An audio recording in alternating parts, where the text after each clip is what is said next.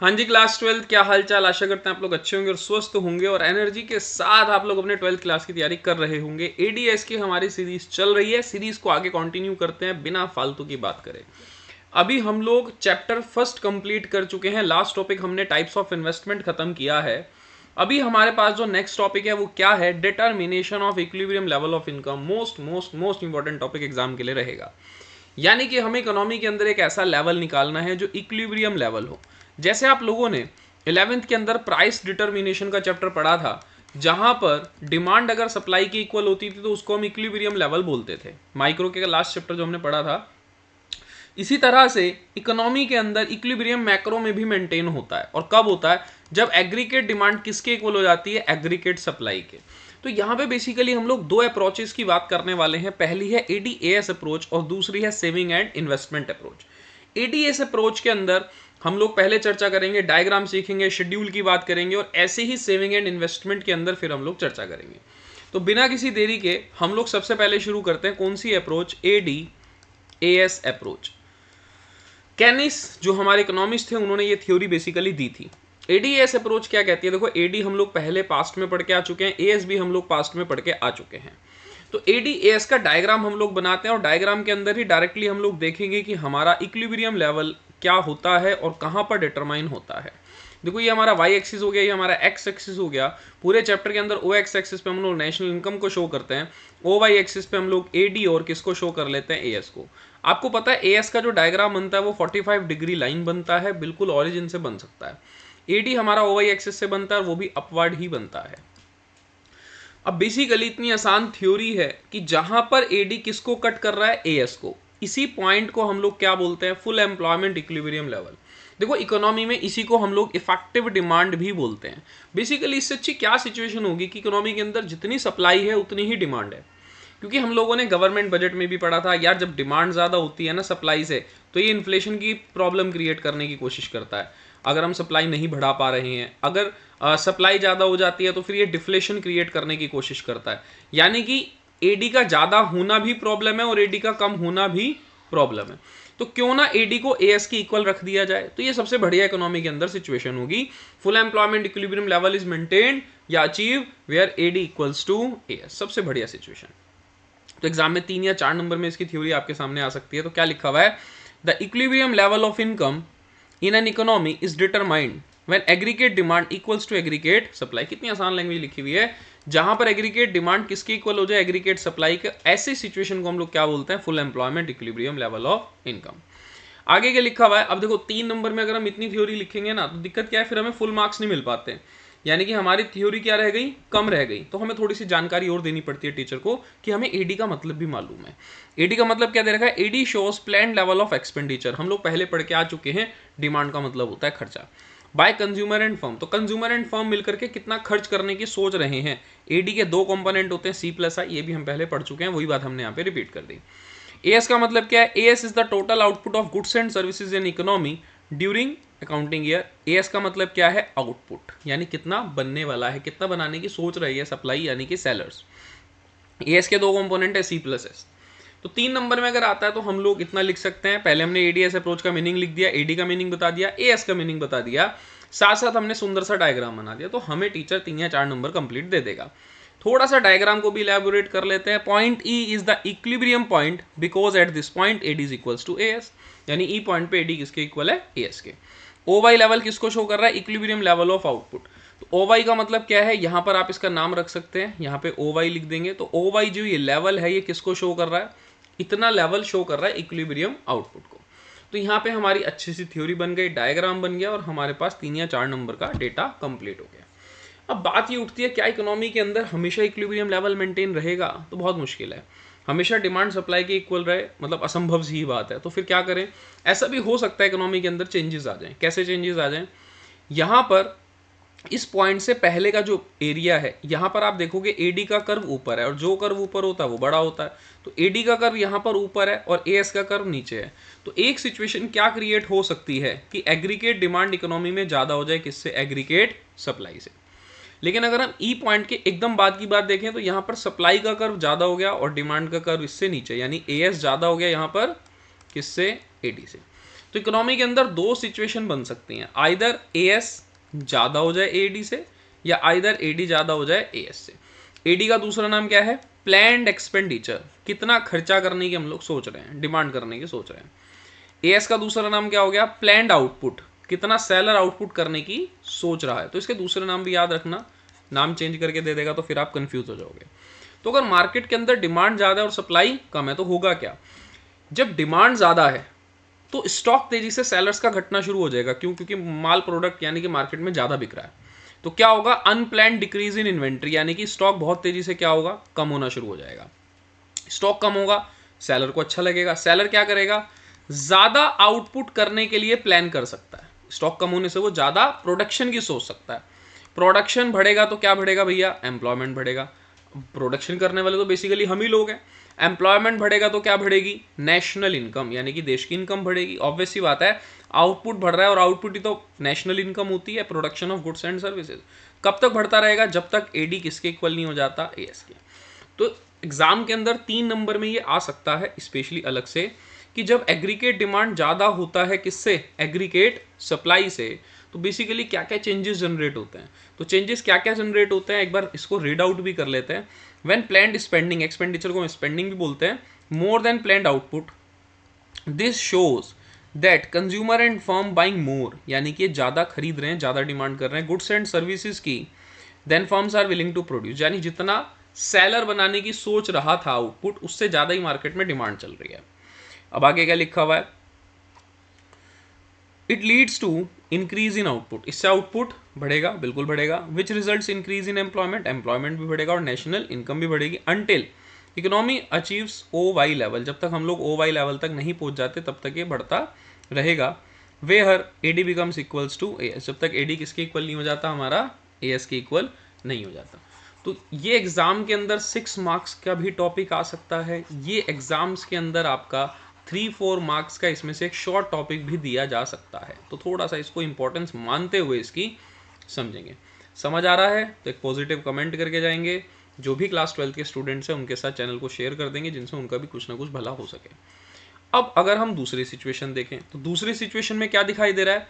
As ज़्यादा हो गया किससे? एडी से, यानी कि सप्लाई ज़्यादा है, डिमांड कम है, मार्केट में लोग खरीद नहीं रहे हैं, तो भैया सेलर्स का अनप्लान्ड इंक्रीज इन स्टॉक होगा, स्टॉक बढ़ना शुरू हो जाएगा।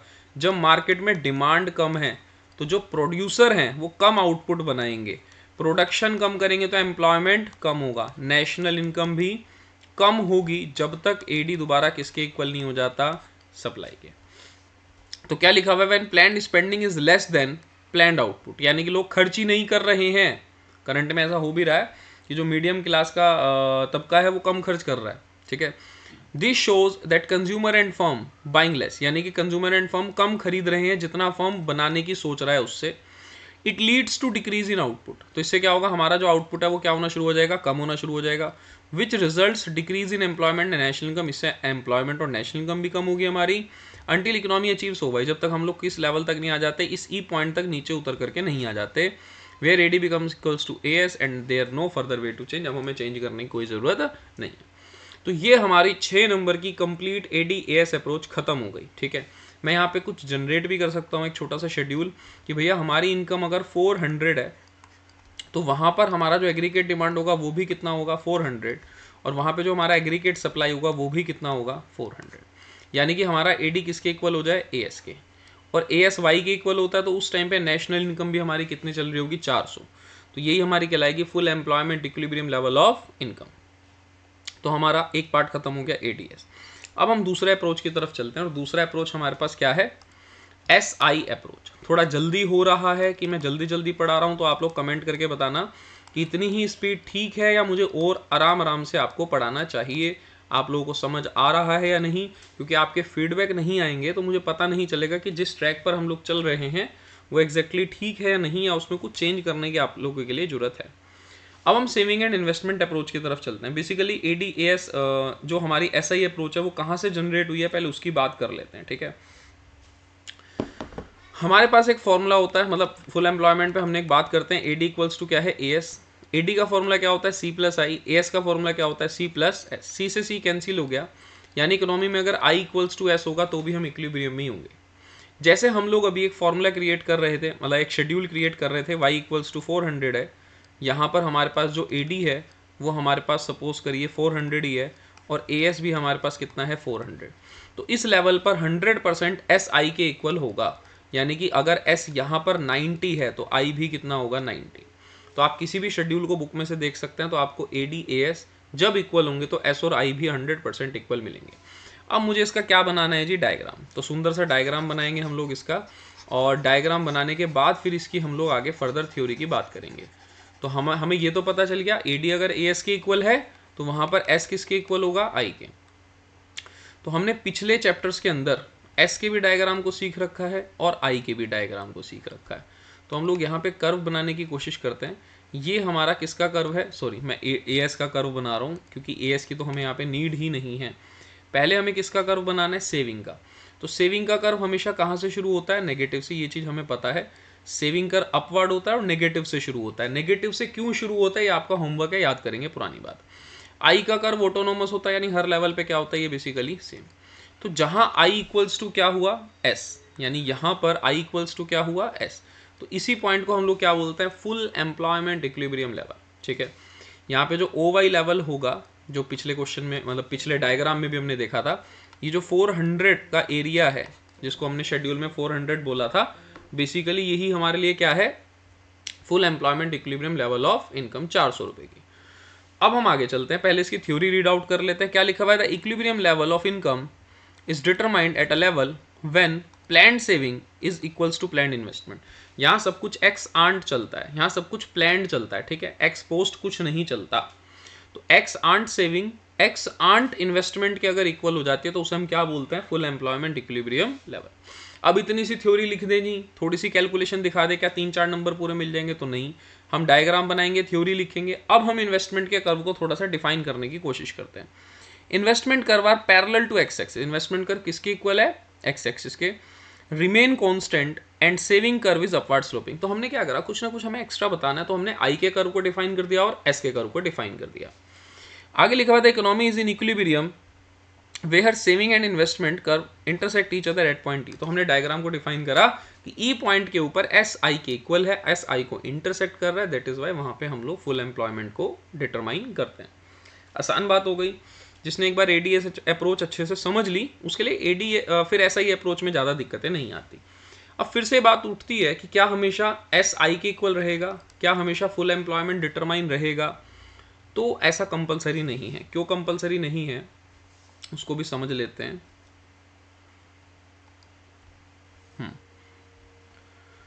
यहाँ बेसिकली इसको हम बड़ा कर लेते हैं। क्यों उसको कंपलसरी नहीं है, क्योंकि इकोनॉमी के अंदर ऐसा हो सकता है फिर से, जैसे यहाँ पर किसका कर्व ऊपर है, आई का। ठीक है, इस पूरे एरिया में किसका कर्व ऊपर है, आई का, और एस का कर्व इसके नीचे है। तो ऐसा हो सकता है कि सेविंग ज़्यादा हो किससे, इन्वेस्टमेंट से। यहाँ पर एस का कर्व ऊपर चला गया, यानी एस का कर्व ऊपर है ई पॉइंट के बाद और आई का कर्व नीचे, तो ऐसा हो सकता है कि इन्वेस्टमेंट ज़्यादा हो सेविंग से। तो अगर सेविंग ज़्यादा होगा इन्वेस्टमेंट से तो होगा क्या, देखो लोग बचा ज़्यादा रहे हैं, हाउस होल्ड पैसे ज़्यादा बचा रहा है, इन्वेस्टमेंट यानी खर्चा मार्केट में क्या हो रहा है, कम हो रहा है। इन्वेस्टमेंट भी तो एक तरह का खर्चा ही है। तो होगा क्या, सेम चेंजेस होंगे। फिर से सेलर्स के क्या बढ़ने शुरू हो जाएंगे, स्टॉक। क्यों, क्योंकि मार्केट के अंदर लोग पैसा बचा ज़्यादा रहे हैं और खर्च क्या कर रहे हैं, कम।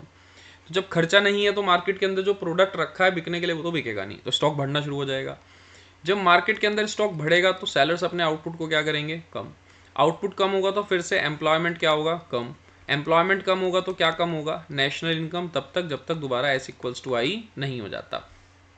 आई बेसिकली किसका बचा हुआ पार्ट है, एडी का, और एस किसका बचा हुआ पार्ट है, एएस का।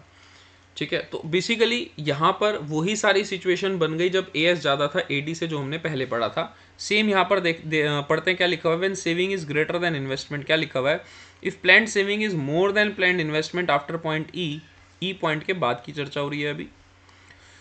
It means house hold not consuming that much, यानी हाउस होल्ड बहुत ज़्यादा कंज्यूम नहीं कर रहा जितना फर्म सोच रहा था।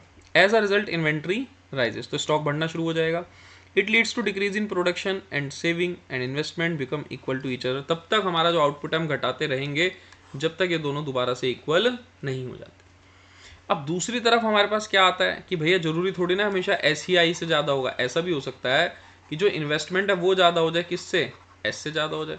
तो उसकी भी चर्चा कर लेते हैं। वैसे तो आप लोग खुद भी वीडियो को पॉज करके उस चीज़ को बता सकते हैं, क्योंकि यहाँ पर पुरानी ही बात हम लोग रिपीट करेंगे।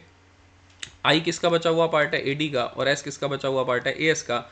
बेसिकली ऐसी ही सिचुएशन बन जाएगी कि एडी ज़्यादा है किससे, एएस से।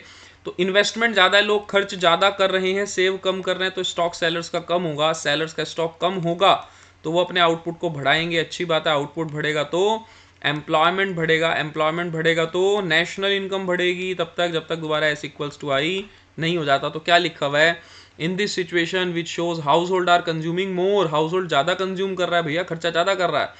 As a result plan inventory fall, तो इससे प्लान इन्वेंट्री क्या होनी शुरू हो जाएगी, फॉल होनी शुरू हो जाएगी। एंड प्लान प्रोडक्शन, ये गलत लिखा हुआ है, इसको हम लोग कर लेते हैं इंक्रीज। प्लान प्रोडक्शन क्या होगा, बढ़ेगा, तब तक जब तक दोबारा एस इक्वल्स टू आई नहीं हो जाता। तो यहाँ बेसिकली मैंने थ्योरी थोड़ी सी कम लिख रखी है, क्योंकि हम लोग पहले इस चीज़ को लिख चुके हैं, तो अब दोबारा से लिखना ठीक नहीं समझा, तो आप लोग अब अपने आप से भी थ्योरी बना करके लिख सकते हैं। तो यहाँ बेसिकली हमने दो अप्रोचेस खत्म कर ली, बड़ा टॉपिक है बहुत। एडी एएस अप्रोच और दूसरी हमने क्या पढ़ ली, एसआई अप्रोच। दोनों का साथ में एक बार डायग्राम भी बना लेते हैं। यहाँ पर हम लोग एक बार रिपीट कर लेते हैं एडीएस अप्रोच, आप लोग बुक को भी प्रीफर कर सकते हैं डायग्राम के लिए। ये हमारा एएस का डायग्राम हो गया और ये हमारा एडी का डायग्राम हो गया। जहाँ पर दोनों इक्वल है, ये हमारा क्या बन गया, इक्विलिब्रियम लेवल। इसी के साथ हम लोग किसको बनाते हैं, एसआई के कर्व को, यानी ये ओ वाई लेवल क्या है हमारे लिए, आउटपुट यानी इक्विलिब्रियम लेवल। ये सॉरी मैंने दोबारा से यस बना दिया, इसको हम लोग डिलीट कर लेते हैं। यहाँ पे हम किसका डायग्राम बनाएंगे, आई का। ये हमारे लिए किसका डायग्राम हो गया, आई का। जितना इक्विलिब्रियम आउटपुट हमारा किस में आ रहा है, एडीएस अप्रोच में, उतना ही इक्विलिब्रियम आउटपुट हमारा किस में आएगा, एसआई अप्रोच में। तो आई एस हमारा नेगेटिव से शुरू होता है और यहाँ से कट करता हुआ, इस तरह से कट करता हुआ निकल जाएगा। ये हमारा जो ओ वाई लेवल है एसआई अप्रोच में, ये हमारे लिए क्या बन जाएगा, इक्विलिब्रियम अप्रोच। तो यहाँ पर इक्विलिब्रियम पॉइंट ये हो गया, यहाँ पर इक्विलिब्रियम पॉइंट ये हो गया। ये ओ वाई लेवल हमारे लिए दोनों में क्या बन गया, 400 जिसको हम बोल रहे थे, ये हमारे लिए क्या बन गया, इक्विलिब्रियम लेवल ऑफ इनकम। चाहे इसको आप आउटपुट बोल दो, बात एक ही है, कोई खास फर्क नहीं पड़ता। तो होप आपको सेशन अच्छा लगा होगा। जल्दी मैंने आपका टॉपिक कवर करा है। अब नेक्स्ट टॉपिक हम लोग क्या पढ़ने वाले हैं, working of multiplier, most important topic है ये भी, और सेकेंड चैप्टर हमारा खत्म हो जाएगा। इसके लिए शायद मुझे 2 लेक्चर बनाने पड़ेंगे, क्योंकि वर्किंग ऑफ मल्टीप्लायर को भी मुझे समझाना पड़ेगा, उसमें टाइम लगेगा, और साथ साथ मुझे इसके न्यूमेरिकल भी कवर कराने हैं। तो अगर एक ही लेक्चर में हो पाया तो वेल एंड गुड, नहीं तो हम लोग इसको फिर 2 लेक्चर में करेंगे। Thank you so much guys. Channel अच्छा लगता है सब्सक्राइब करो, लोगों के साथ शेयर करो। Thank you so much.